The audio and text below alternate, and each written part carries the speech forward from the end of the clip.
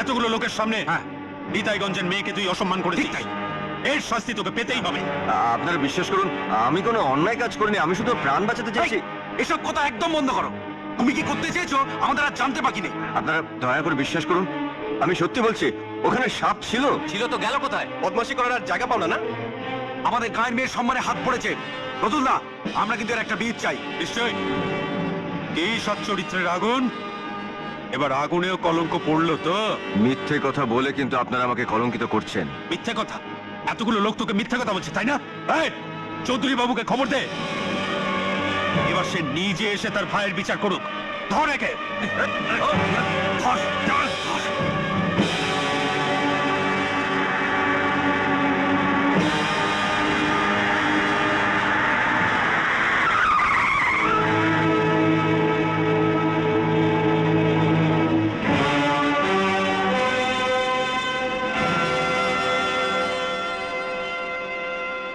সাত গ্রামের সবাই আপনাকে ন্যায় বিচারক বলে জানে। আজকে আপনার কাছে আমার আর্জি, আমি বিচার চাই। মন্দিরের সিঁড়িতে অপমানিত হবার বিচার চাই। আমরা মেয়ে মানুষ বলে কি আমরা মন্দিরে পুজো দিতে আসতে পারবো না? আজকে যদি আপনি আপনার ভাইকে ক্ষমা করে দেন, তাহলে এখানে কেউ আপনাকে ক্ষমা করবে না। এই শয়তানকে আপনাকে সাজা দিতেই হবে। এই চৌধুরী, মুখের ভাষা যে একেবারে বন্ধ হয়ে গেল। একটা কথা মনে রেখো, আজ তোমার ভাইয়ের বিচার কিন্তু তোমাকেই করতে হবে, তা না হলে আমরাই ওকে শাস্তি দেবো। আর আমরা যে শাস্তি দেবো সেটা দেখার মতো শক্তি তোমার হবে না। মন্দিরের সিঁড়িতে একটি মেয়ের ইজ্জতে হাত দেবার জন্যে, তাকে সম্মানহানি অপচেষ্টা করার জন্যে আমি আগুনকে 20টা বেতের বাড়ি আঘাত করার জন্য হুকুম করছি। যা কুনাল, যা, বেত নিয়ে যা, পিটিয়ে আগুনকে শিক্ষা দিয়ে দে, বুঝিয়ে দে মন্দিরের সিঁড়িতে দাঁড়িয়ে বেলিলাপনা করার শাস্তি কি। যা। যাচ্ছি। পারবো না, পারবো না, আমি মারতে পারবো না, পারবো না। আমার ভাইয়ের গায়ে আঘাত করার সাহস কি কারণেই? ঠিক আছে, সাজা আমিই দিচ্ছি।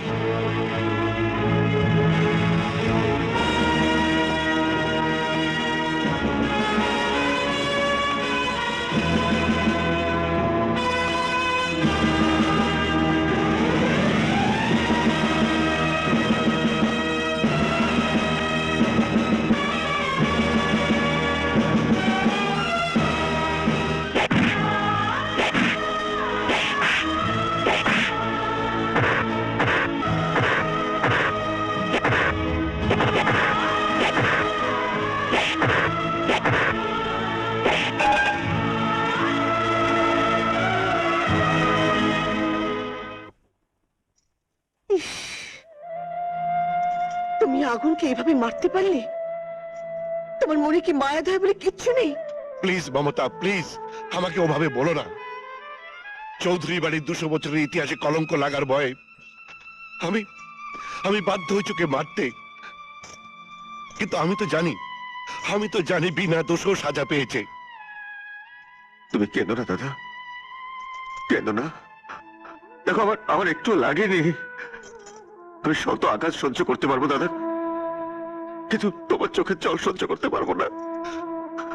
তা আমি জানি আগুন, আর জানি বলি তো তোর শরীরে যত যন্ত্রণা হচ্ছে তার চেয়ে অনেক বেশি যন্ত্রণা হচ্ছে আমার বুকে। আগুন, আগুন, পারিস যদি তুই আমাকে ক্ষমা করে দিস ভাই। না দাদা, না। তুমি ক্ষমা চাইছো কেন? অন্যায় করেছি তো আমি। আজ আমার জন্য রায়বাড়ি তোমার দিকে আঙুল তুলতে পারলো। অন্যায় তুমি করোনি দাদা, অন্যায় আমি করেছি। অন্যায় আমিও করেছি। চৌধুরীরা সবসময় ন্যায় বিচার করে, আর সেটা প্রমাণ করতে গিয়ে তোর মতো একটা নিরাপরাধ ছেলের গায়ে হাত তুলেছি। ব্যাস দাদা, ব্যাস। এই যে তুমি বললে আমি নিরপরাধ, দেখো আমার সব ব্যথা কমে গেছে। তোমাদের কাছে আমার একটাই অনুরোধ, তোমরা আমাকে কখনো ভুল বুঝো না। তুমি আর বৌদি আমাকে ভুল বুঝলে আমি এসে অনেক বেশি কষ্ট পাবো দাদা। চুপ কর আগুন, বেশি চুপ কর আগুন, চুপ কর। এ তুই কি বলছিস অঞ্জলি? আমি তো নিজের কানকেও বিশ্বাস করতে পারছি না। আমিও প্রথমে নিজের চোখকে বিশ্বাস করতে পারিনি বৌদি। না না না, তোর বোধহয় কোথাও ভুল হচ্ছে। চৌধুরী বাড়ির ছোট ছেলে এ কাজ করতেই পারে না। ভুলটা তোমার হচ্ছে। মন্দিরের সামনে অত লোকজনের মধ্যে ছোটবাবু আমার সম্মানহানি করার চেষ্টা করেছিল। ভাগ্য ভালো বৌদি, প্রতুল বাবু ওখানে ঠিক সময় এসে পড়েছিলেন। আমার কাছে পুরো ব্যাপারটা কিরকম ধোঁয়াটে লাগছে জানিস। যাকে বাপু, তুই একটু সাবধানে থাকিস কেমন? থাকবো। দাঁড়া, এই টাকাটা রাখ। এতগুলো টাকা? কিছুটা তোর মালা গাঁথার দাম, আর বাকিটা একেবারে তোর জন্য নে। কিন্তু এত টাকা আমি কি করব? আর তাছাড়া তুমিই বা আমাকে এত টাকা দিচ্ছ কেন? যে কটা টাকা রোজগার করিস তার কিছুই তো নিজের কাছে রাখতে পারিস না, সব তো তোর মাইমাকে দিয়ে দিস। এই টাকাটা রাখ, এর থেকে তোর ভাইয়ের জন্য একটা নতুন জামা কিনে দিস। হ্যাঁ বৌদি, কথায় আছে বড় বৌদি মায়ের মতন, তাই বোধহয় ছোটবেলায় হারিয়ে যাওয়া মা হয়ে তুমি ফিরে এসেছো। পাগলি মেয়েটার কথা শোনো। এই, কাঁদবি না, একদম কাঁদবি না, যা বাড়ি যা। আর শোন, ছোটবেলা থেকে তোর মাইমা তোকে সহ্য করতে না পারলেও তুই কিন্তু মুখ বুঝে এতদিন তোর মাইমার অত্যাচার সহ্য করে এসেছিস। এবার ঘুরে দাঁড়া অঞ্জলি, প্রতিবাদ কর। একটা কথা মনে রাখবি, তুই যত ভয় পাবি ওরা তত তোকে ভয় দেখানোর চেষ্টা করবে। তাই ছোবল না মারলেও ফনা তুলে দাঁড়া, বুঝেছিস? যা বাড়ি যা। দাঁড়াও অঞ্জলি, বৌদির কাছে ফুল বিক্রি করে আসছো বুঝি? হ্যাঁ। আচ্ছা অঞ্জলি, ফুল বিক্রি করে তুমি কত টাকা পাও? কেন বলুন তো? না মানে আমি বলছিলাম যে ফুল বিক্রি করে তুমি যে টাকা পাও তার চেয়ে দ্বিগুণ টাকা রোজ রাতে আমি তোমায় দিতে পারি। আপনি ভুল করছেন। আমি ফুল বিক্রি করি, নিজের সম্মান বিক্রি করি না। রাগলে তোমাকে ভারী সুন্দর লাগে। সত্যি কথা বলতে কি, আমি যে তোমায় ভালোবেসে ফেলেছি। আমি তোমাকে নিয়ে সারা জীবন কাটাতে চাই। আমি একটা কথা আপনাকে স্পষ্টভাবে জানিয়ে দিতে চাই, এই জন্মে তো নয়, অন্য কোন জন্মে আমি আপনার জীবন সঙ্গী হতে পারবো না। বেশ তো, এই জীবনে না হলেও আমার বাগান বাড়িতে এক রাতের জন্য সঙ্গিনী হবে। আমি আমি তোমার এই ফুলের গন্ধ শুকবো, তোমার তোমার এই নরম হাতে ছোঁয়া দিয়ে আমাকে তুমি জড়িয়ে ধরবে। জানোয়ার!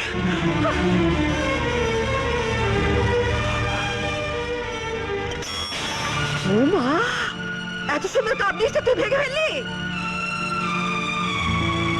হাত ফসকে পড়ে গেল তো। ওরে ও হারামজাদা, হায় হায় হায় হায়, বলি কাজের সময় মনটা কোথায় থাকে শুনি? এই কাপটা কোথা থেকে আসবে রে? বল, হারামজাদা, কি হয়েছে? তুমি অপুকে এভাবে মারছো কেন? কেন মারছি? ওই দেখ কি কাণ্ড করে তোর এই গুণধর ভাই।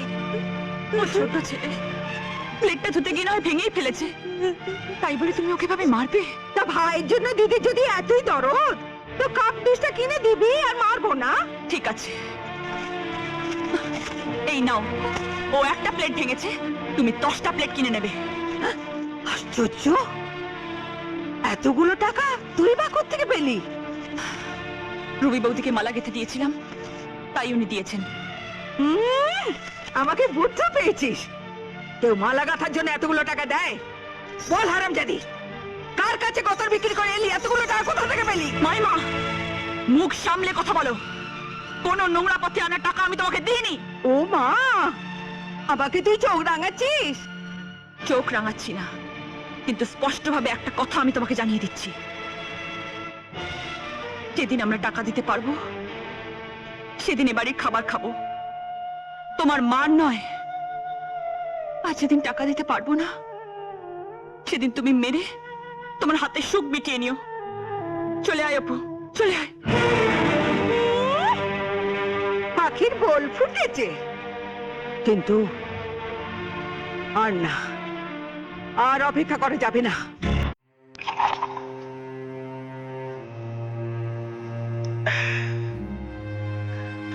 ভাঙবো ভাঙবো, ওর রূপের দিমাগ আমি ভাঙবো। এই, তোকে যা করতে বলেছিলাম করেছি। আমি তো নগেনকে অনেকক্ষণ আগেই পাঠিয়ে দিয়েছি। হরি বল হরি বল।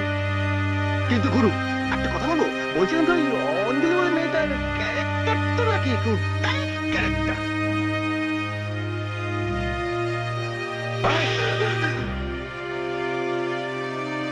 রাইট ক্যারেক্টারকে কেমন করে লুজ করতে হয় সে রাস্তা আমার জানা আছে।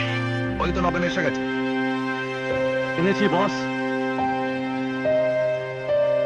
অঞ্জলি বলে মেয়েটা তোমার কে হয়? ভাগ্নি ছোট বাবু।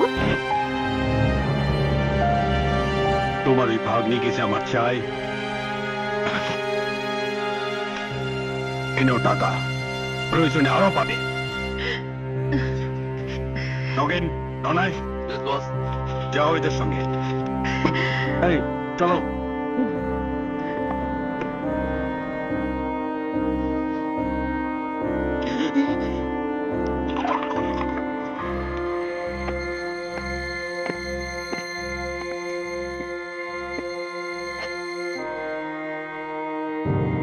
তোর এখানে দাঁড়া, আমি নিয়ে আসছি। ঠিক আছে ঠিক আছে।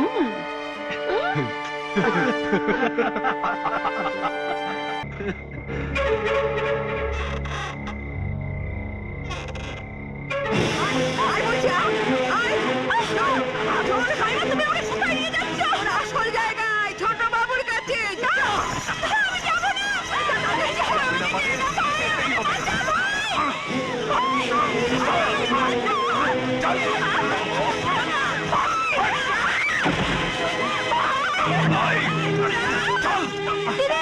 আমি তোমার দুটি পায়ে পড়ি। আমি যাবো না। যেতে তোকে হবেই। তুমি আমার এত বড় সর্বনাশ করো না, মাইমা। অনেকগুলো টাকা নিয়েছিস। এই, ওকে তোমরা নিয়ে যাও।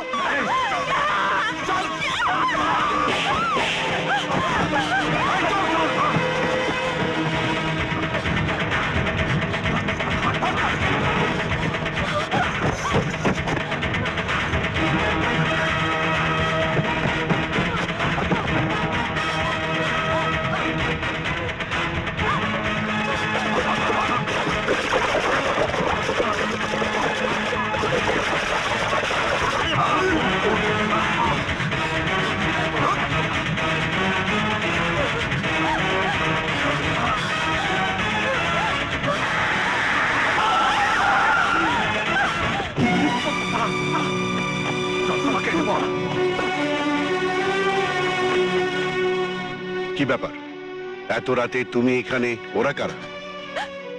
ওরা রায়বাড়ির ছোট ছেলে, রতুল রায়ের লোক। আমার মাইমা রতুল রায়ের কাছে আমাকে বিক্রি করে দিয়েছে। সে কি? তাই তো আমি আপনার কাছে এসেছি। আমাকে বাঁচান, একটু আশ্রয় দিন। আশ্রয়? আশ্রয়? তুমি তো সেই মেয়ে যার কথার উপরে বিশ্বাস করে আমি আমার নিজের ভাইকে নিজের হাতে মেরে রক্তাক্ত করেছিলাম। আমার ভাইয়ের শরীরের থেকে রক্তের দাগ হয়তো মিলে গেছে, কিন্তু আমার এই বুকে যে ব্যথার দাগ সেটা এখনো মুছে যায়নি। তোমাকে আশ্রয় দিয়ে আমি আর নতুন কোনো বিপদের সৃষ্টি করতে চাই না। দাঁড়ান,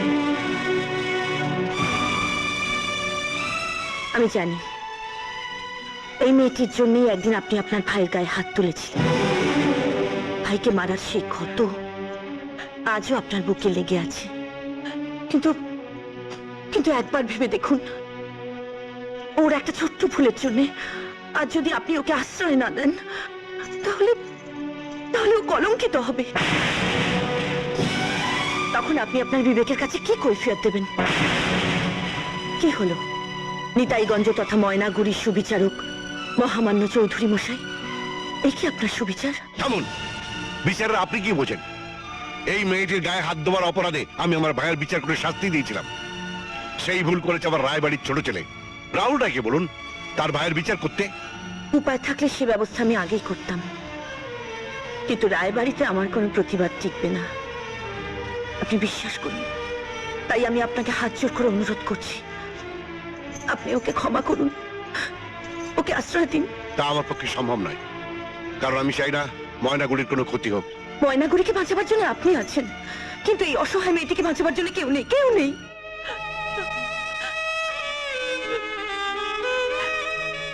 চৌধুরী মশাই, শুনেছিলাম আপনার কাছ থেকে কেউ খালি হাতে ফিরে না। আপনি পারেন না এই অসহায় মেয়েটিকে আপনার বাড়িতে একটু আশ্রয় দিতে, ওর ফুলের মতো জীবনটাকে বাঁচাতে? নইলে যে আত্মহত্যা করা ছাড়া ওর কোনো উপায় থাকবে না চৌধুরী মশাই। ঠিক আছে বোন, ঠিক আছে, আমি জানতাম না রায়বাড়িতে এমন একজন মানুষ আছে যে একটা অসহায় মেয়েকে বাঁচাবার জন্য রাতের অন্ধকারে ছুটে আসতে পারে। পাকের পদ্ম ফুলের মতো তুমি একটা সুন্দর মানুষ, তাই তোমার অনুরোধ উপেক্ষা করার মতো ক্ষমতা আমার নেই। হ্যাঁ, অঞ্জলিকে আমি নিয়ে যাচ্ছি, চলো মা। যা।